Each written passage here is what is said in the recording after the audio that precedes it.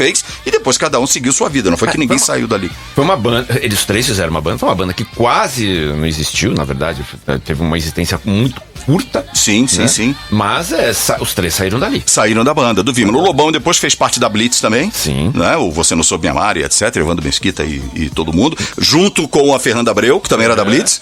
Né? Que também fez carreira solo. Que também fez carreira solo e fez sucesso. Então assim, sei lá, eu vou aceita, então você aceita o Lobão ou não? Muito. Então eu vou meter o Lobão do Vimana, vai. Qual música que você Essa Noite Não. Eu adoro essa música, aliás. Eu gosto muito do Lobão, mas essa música em especial. Aqui está, então. Essa Noite Não, música linda. Então tá aí, Lobão. Essa Noite Não, o Lobão saiu do Vimana. Só pra repetir, ele fazia uma parceria com o Richie, que é inglês, radicado no Brasil, né? E depois o próprio Lulu, que depois lança um single com o nome de Luiz Maurício, né? E depois vira Lulu Santos. Então vai lá, Marcão, sua vez. Eu vou pegar uma outra artista nacional agora, então. Então vai. Já sei quem você vai falar. Não, você é muito fã. Não. Não?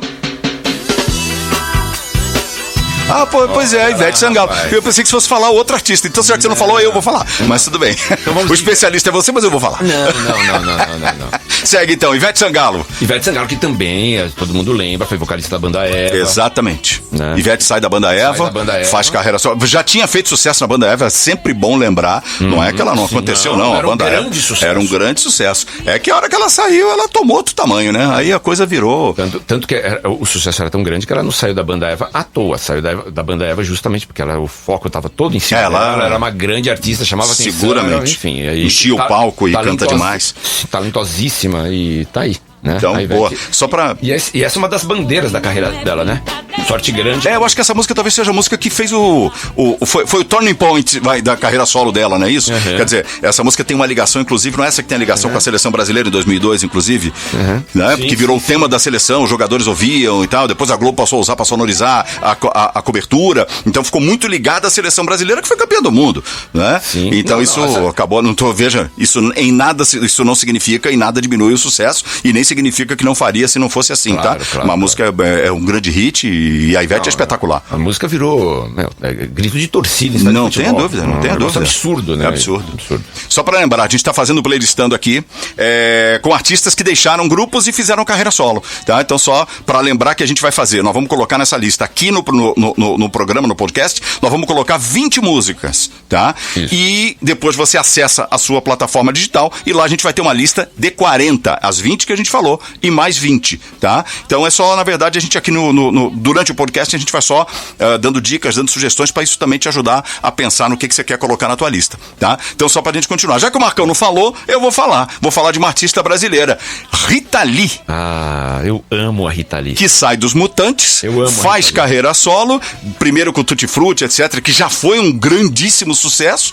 Depois com o Roberto Carvalho, ela tem um viés mais pop, diz ela, você que é o especialista em Rita Lee, Marcão, me corrija se eu estiver errado. A Rita Lee, num dado momento, disse que ela gostaria de fazer algo mais pop e que isso era impossível nos Mutantes e etc. Sim. E aí, por isso, ela sai pra fazer a carreira solo. Ela gravou com o Gilberto Gil um disco clássico, né?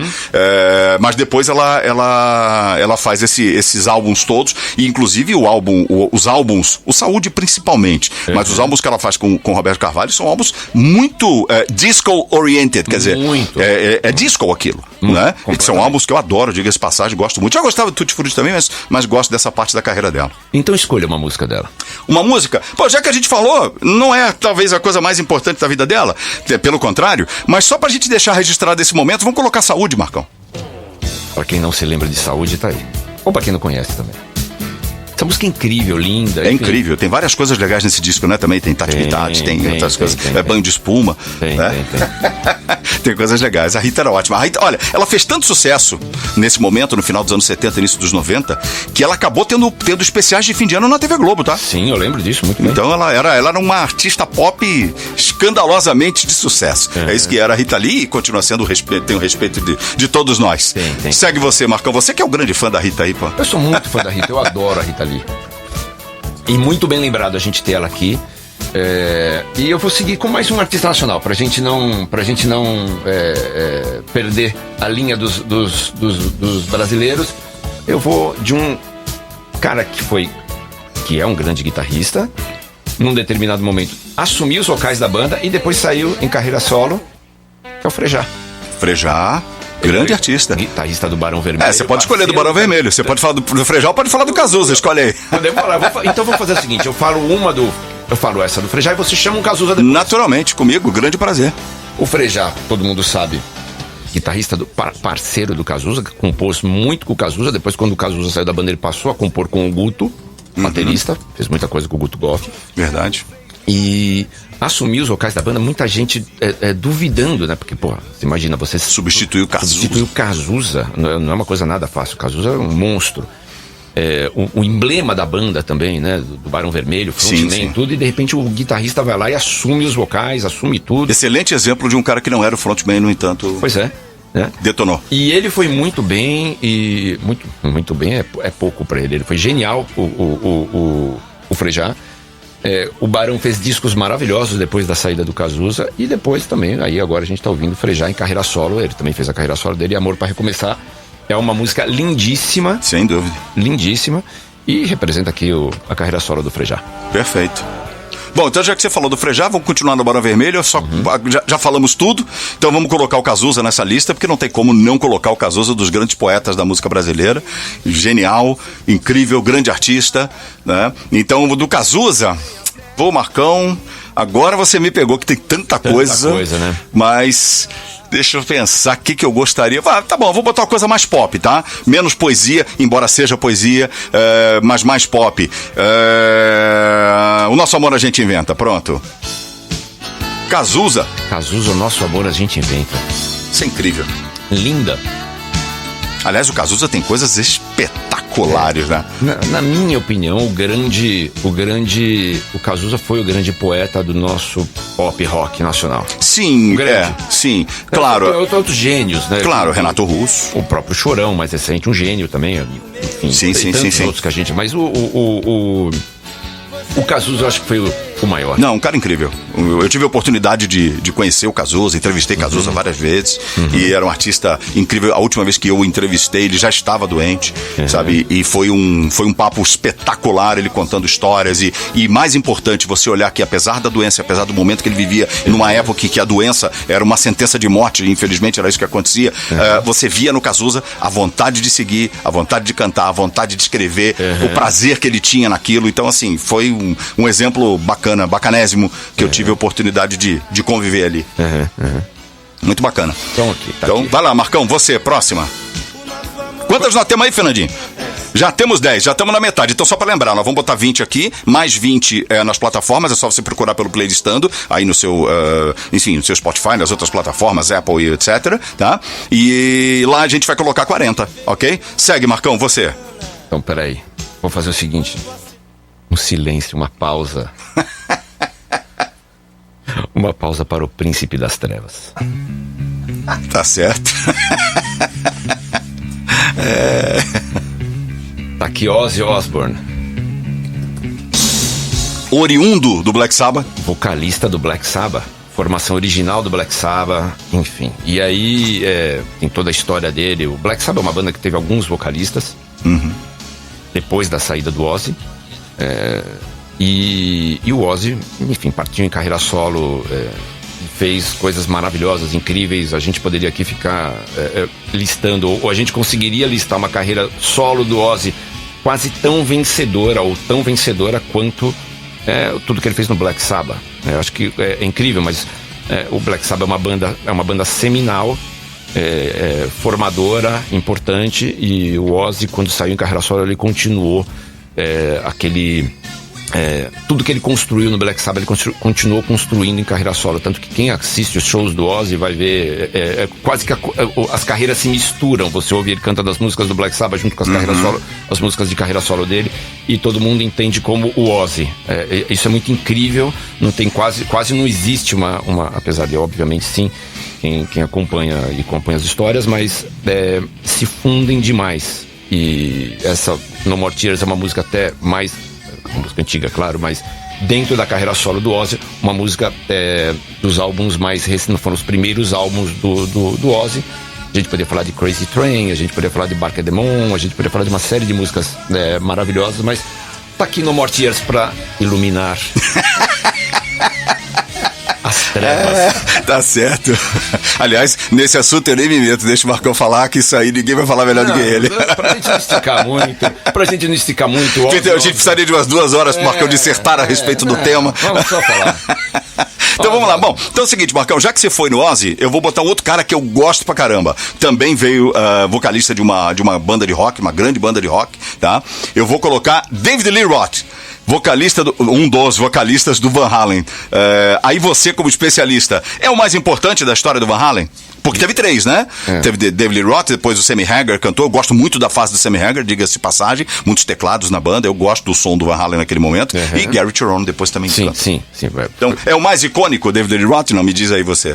Os fãs... Pra mim mas né, eu não sou um especialista. É muito dividido isso entre os fãs do Van Halen. É muito dividido, é difícil entrar nessa discussão, porque é uma discussão que não... Ele era performático, né? O cara não era só vocal. Ele dava show no palco, era um puta de um louco. Aliás, já vou dizer qual é a música antes de você responder. Eu não quero botar aquelas versões. Eu já até sei o que você vai colocar. Yankee Rose. Eu adoro essa música, Yankee Rose é demais. Tá aqui ela. Steve Vai na guitarra. Só. Ele é incrível.